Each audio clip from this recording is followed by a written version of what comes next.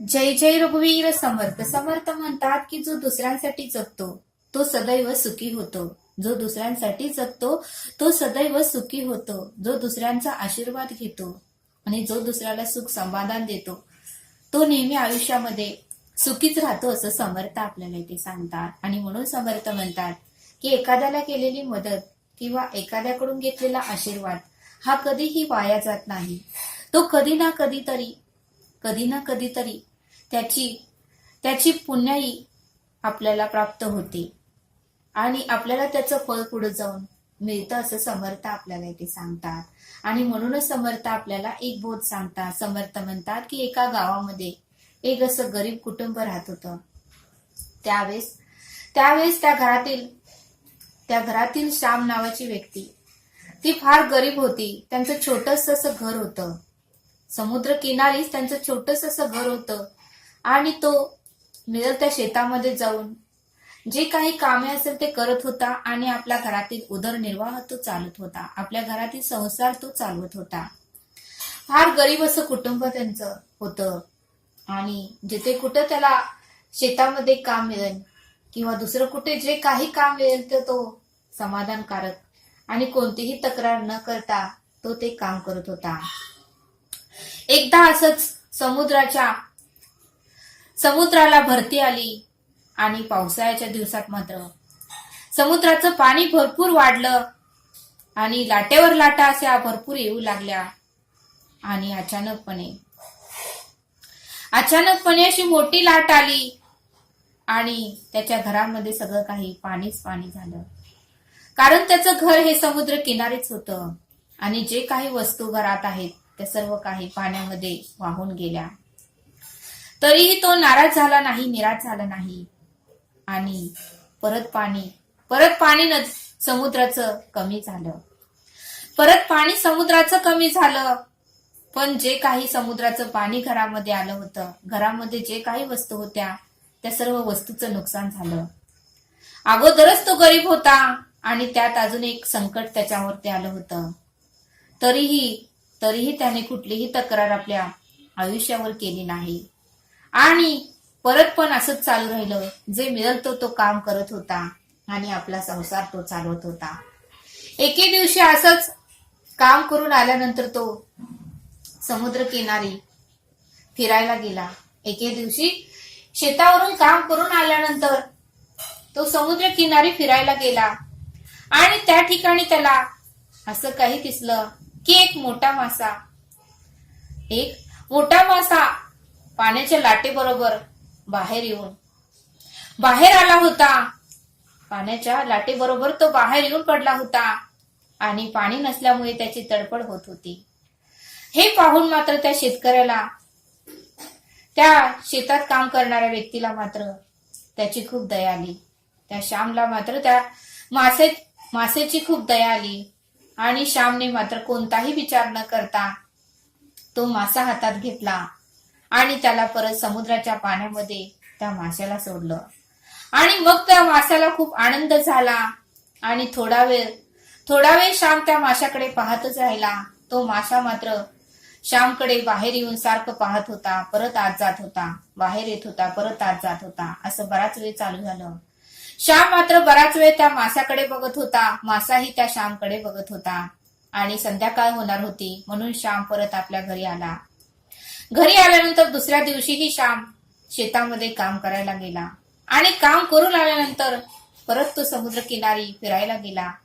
त्यावेळेस मात्र तो श्यामने जो मासा पाण्यामध्ये सोडला होता तो मासा परत श्यामला पाहून बाहेर आला आणि श्यामकडे पाहू लागला.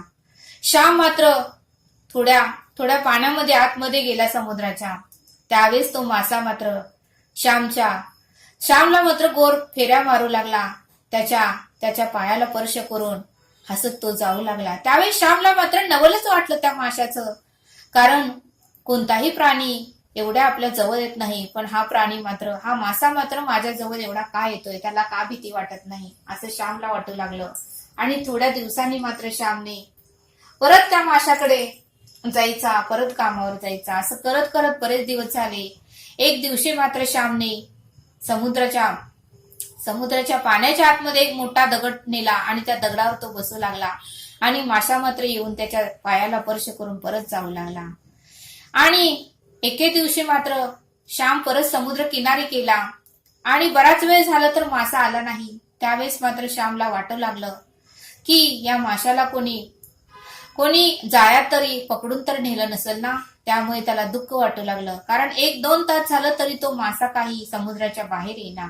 तरी त्यानेही हार मानली नाही. अजून एक अर्धा तास वाट बघून आपण आपल्या घरी जाऊया असं श्यामने ठरवलं. आणि त्यावेळेस तो घरी परतणारच तितक्यातच मासा त्याला दिसला आणि त्याला खूप आनंद झाला. आणि त्या माशाच्या तोंडात काहीतरी होतं. श्यामला नवल वाटलं आणि तो मासा श्यामकडे बघू लागला. त्याच्या तोंडात एक शिंपला होता आणि तो शिंपला श्यामला त्या माशाने दिला. आणि मग त्या शिंपल्यामध्ये तो शिंपला श्यामने घेतला आणि आपल्या घरी आणलं. तर त्यामध्ये एक सुंदर असा मोती होता. आणि दुसऱ्या दिवशीही असंच झालं. असं करत करत त्या माशाने श्यामला भरपूर असे शिंपले आणून दिले आणि श्यामकडे भरपूर असे मोती साठले. त्यावेळेस त्या मोत्याचं काय करायचं म्हणून श्यामने एका दुकानात जाऊन ते मोती सगळे विकले. एका दुकानात जाऊन ते सर्व काही मोती विकले. त्यावेळेस मात्र श्यामला भरपूर असा पैसा मिळाला. श्यामला घरही नव्हतं, छोटस घर होतं. तेही समुद्राच्या सारखं सतत लाटा येत असल्यामुळे तेही घर खराब झालं होतं. आणि धंदाही नव्हता, नोकरीही नव्हती. दुसऱ्यांच्या शेतामध्ये जाऊन तो काम करत होता. आणि ते मोती विकल्यामुळे श्यामकडे एवढा पैसा आला की त्याने एका सुंदर ठिकाणी त्याने आपलं घर बांधलं. आणि आपला संसार चालवण्यासाठी त्याने शेतीही खरेदी केली. आणि जे काही गरजेच्या आवश्यक वस्तू आहेत त्या सर्व त्याने खरेदी केल्या. आणि तो सर्व पैसा त्याला ते मोती विकल्यामुळे झाला. आणि मग श्यामने मात्र त्या माशाचे खूप खूप आभार मानले. आणि श्यामला मात्र त्या माशाने एवढी आपली मदत केली ते पाहून मात्र त्याला खूप आनंद झाला. मग बघा म्हणले समर्थ, या बोधातून आपल्याला हे शिकायला मिळतं की आपण एखाद्याची मदत केली की ती व्यक्ती विसरत नाही. तीही आपल्याला मदत करते आणि आपण मदत केलेली समोरची व्यक्ती कधीही विसरत नाही. मग समर्थ म्हणतात की त्या माशालाही तडफड चालू होती. त्या माशाची तो पाण्याच्या लाटेबरोबर बाहेर येऊन पडला होता. त्यावेळेस मात्र श्यामने त्या माशाला पकडून त्या माशाला हातात घेऊन पाण्यामध्ये सोडलं आणि त्याचा जीव वाचवला. आणि हेच लक्षात ठेवून त्या माशानेही श्यामची मदत करायची ठरवली. आणि श्यामला आपल्याकडून होईल तेवढं आपणही त्याला मदत करायचं त्या माशाने ठरवलं.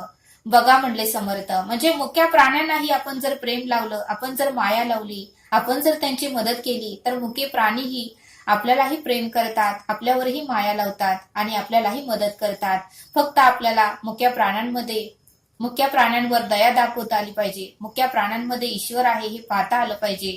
आणि प्रत्येक मुक्या प्राण्याला सुख आणि आनंद देण्याचाही आपण प्रयत्न केला पाहिजे. म्हणून समर्थ म्हणतात की दुसऱ्यांसाठी जर आपण जगलो तर आपण सदैव सुखीच होणार आहे. दुसऱ्यांसाठी आपण जर एक हात पुढे केला तर दुसरे आपल्यासाठी 2 हात पुढे करतात. दुसऱ्यांना जर आपण मदत केली तर दुसरेही आपल्याला मदत करतात. आणि म्हणून समर्थ म्हणतात की या बोधातून हेच पाहायला मिळतं, जे कोणी दुःखात असतील, जे कोणी संकटात असतील, मग ते मनुष्य असू दे किंवा प्राणी असू दे, आपण त्यांना मदत ही केली पाहिजे असं समर्थांनी आपल्याला या बोधातून समजावून सांगितलं. तरी आता आपण येथेच थांबूया. धन्यवाद. जय सद्गुरू.